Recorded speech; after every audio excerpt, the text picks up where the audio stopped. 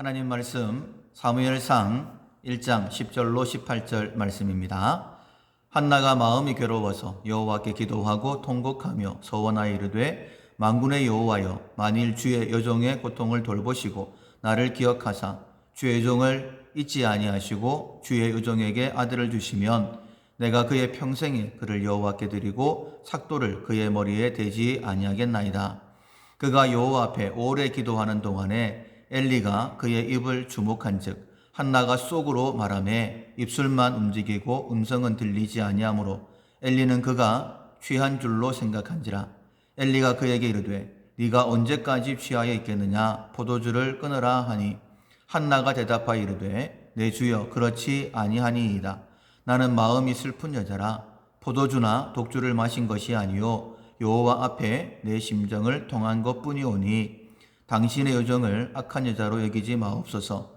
내가 지금까지 말한 것은 나의 원통함과 격분됨이 많기 때문이다 하는지라. 엘리가 대답하여 이르되 평안히 가라. 이스라엘의 하나님이 네가 기도하여 구한 것을 허락하시기를 원하노라 하니 이르되 당신의 여종이 당신께 은혜 입기를 원하나이다 하고 가서 묻고 얼굴에 다시는 근심빛이 없더라. 아멘. 할렐루야. 성령께서 내 감정을 다스리게 한다라는 제목으로 함께 은혜의 말씀을 나누겠습니다. 9월 우리가 훈련해야 될 품성은 기쁨입니다. 반드시 훈련하셔야 되는데 매사에 선한 것을 찾는다. 고난 중에 미소를 잃지 않는다. 낙담하지 않는다. 위를 본다. 그리고 어제, 오늘, 그리고 내일까지 성령께서 내 감정을 다스리게 한다라는 말씀을 듣고 그렇게 훈련하시면 되겠습니다. 오늘 본문의 주인공은 한나입니다. 참 복된 여인이죠. 남편 엘가나의 사랑을 듬뿍 받았습니다. 그리고 그 유명한 사무엘의 어머니입니다. 사무엘이라는 뜻 자체가 사무, 샤마, 들으시다, 엘, 하나님, 하나님께서 들으셨다라는 의미입니다. 기도의 응답으로 태어난 아이가 바로 사무엘입니다. 시대를 바꾼 하나님의 사람이죠. 가장 영적으로 어두웠던 사사시대를 종식하고 그리고 왕정시대, 새시대를 이끌었던 하나님의 사람입니다. 그 위대한 하나님의 사람의 어머니가 바로 오늘 본문의 한나입니다. 사무엘과 같은 그런 응답을 통해서 우리의 삶이 더욱 복되고 존귀하고 기쁨으로 가득 차기를 축원합니다. 사무엘, 하나님이 들으셨다라는 의미라고 말씀을 드렸어요. 즉 하나님께서 들으시고 특별하게 응답하셔야지만이 되는 그런 힘들고 어려운 상황이었다라고 말씀하고 있는 겁니다. 사무엘상 1장부터 그 상황을 조금 자세하게 말씀해 주시는데 2절에 엘가나에게 두 아내가 있었으니 한 사람의 이름은 한나요, 한 사람의 이름은 분인나라. 분인나에게는 자식이 있고 한나에게는 자식이 없었더라. 그러면 자식이 있는 분인나가 좀 조심하면 좋고 또 한나를 위로하면 좋았을 텐데 그렇지 못했습니다. 6절에 보면 여호와께서 그에게 임신하지 못하게 하심으로 그의 적수인 분인나가 그를 심히 격분하게 하여 괴롭게 하더라 라고 했습니다. 물론 남편 엘가나는 굉장히 잘해줬어요.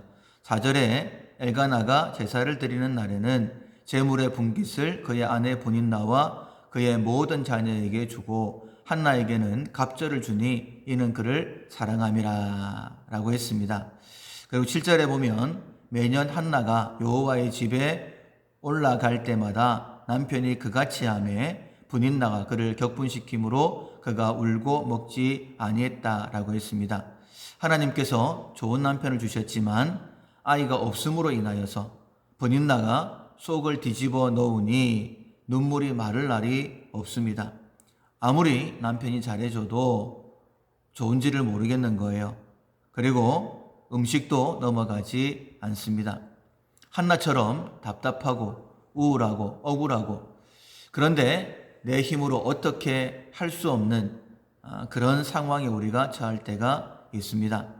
사실 이런 일이 없는 사람이 어디에 있겠습니까? 그러나 한나처럼 그 문제로 인하여서 존귀하게 되고 복된 사람, 그리고 웃음 가득한 가정을 만든 사람은 많지 않습니다. 한나는 아들을 낳았습니다. 그것도 위대한 하나님의 사람 사무엘을 낳았죠. 뿐만 아니라 3남 2녀를 더 낳았습니다. 총 4남 2녀의 엄마가 된 거예요. 집안이 웃음으로 가득했을 것입니다. 아이들이 낄낄거리며 뛰어다니는 그 모습을 보면서 얼마나 행복했을까요? 하나님은 우리에게 이처럼 기쁨을 주시는 분이십니다. 그리고 우리에게 명령하신 거예요. 항상 기뻐해라. 내가 준비해 놨으니 그 기쁨을 누려라. 라고 그렇게 말씀하시는 겁니다. 그러나 이 은혜를 누리는 사람은 극소수입니다. 굉장히 적죠. 정말 많은 사람들이 이 기쁨을 누리지 못합니다. 오직 환경의 지배를 받지 않고 하나님만 믿고 기뻐하기로 결정한 사람만 이 기쁨을 누릴 수 있습니다. 한나가 그러했어요. 너무 마음이 괴로워서 성전에서 기도했습니다. 10절에 한나가 마음이 괴로워서 여호와께 기도하고 통곡하며 서원하여 기도했습니다. 12절 그가 여호와 앞에 오래 기도하는 동안에 엘리가 그의 입을 주목한 즉 한나가 속으로 말하며 입술만 움직이고 음성은 들리지 아니하므로 엘리는 그가 취한 줄로 생각했습니다. 엘리가 이렇게 말합니다. 네가 언제까지 취하여 있겠느냐? 포도주를 끊으라. 한나가 대답하죠. 나는 마음이 슬픈 여자라. 포도주나 독주를 마신 것이 아니요 여호와 앞에 내 심정을 통한 것밖에 없습니다. 그때 그 말을 듣고 17절 엘리가 대답합니다. 평안히 가라. 이스라엘의 하나님이 네가 기도하여 구한 것을 허락하시기를 원하노라. 근데 그 말을 듣고 난 다음에 이 한나가 이르되 당신의 여종이 당신께 은혜 있기를 원하나이다 하고 가서 먹고 얼굴에 다시는 근심빛이 없었다. 이렇게 말씀하고 있습니다. 아직은 상황이 변한 게 없습니다. 그러나 한나 그 얼굴에 다시는 근심빛이 없었어요. 슬픔, 억울함, 괴로움, 두려움 모든 감정을 하나님께 드렸습니다. 그러니까 기쁨의 성령님께서 그 감정을 다스리도록 내드렸다라는 거예요. 나의 슬픈 감정을 하나님께 드리고 그리고 하나님께 있는 그 기쁨을 자기의 마음에 받아들인 것입니다. 나는 기도했고 하나님께서 주의 종을 통하여 말씀하셨으니 그러면 됐다. 그리고는 그 슬픔의 자리에서 일어선 것입니다. 기쁨은 상황이 아니라 관계, 하나님과의 관계다라고 계속 말씀을 듣고 있습니다. 선하신 하나님, 나를 사랑하시는 하나님, 아들과 함께 모든 것을 주시는 하나님이십니다. 그래서 나의 감정을 내가 다스리면 안 되고 환경의 지배를 받으면 안 되고 기쁨의 성령님께서 내 감정을 다스리도록 그렇게 해야 됩니다.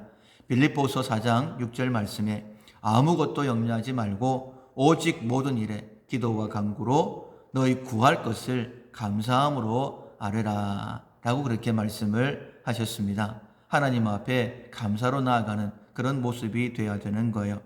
성령님께서 내 감정을 다스리시도록 해야 됩니다. 그냥 환경이 흘러가는 대로 내 감정을 내맡기면 안 되는 거예요. 환경의 지배를 받으면 결코 기뻐할 수 없습니다.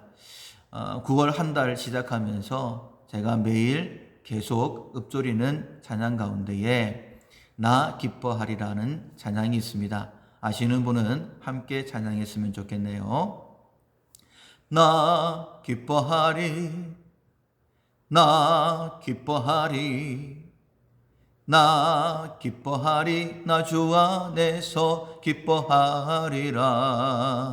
환경의 지배를 받지 않고 내 팔의 힘과 목소리 느끼는 감정과 상관없이 내 마음 기뻐하기로 결심을 했네.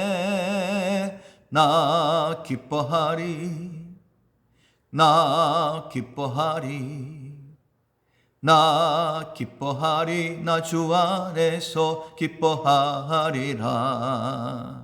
기뻐하기로 결심하시면 됩니다.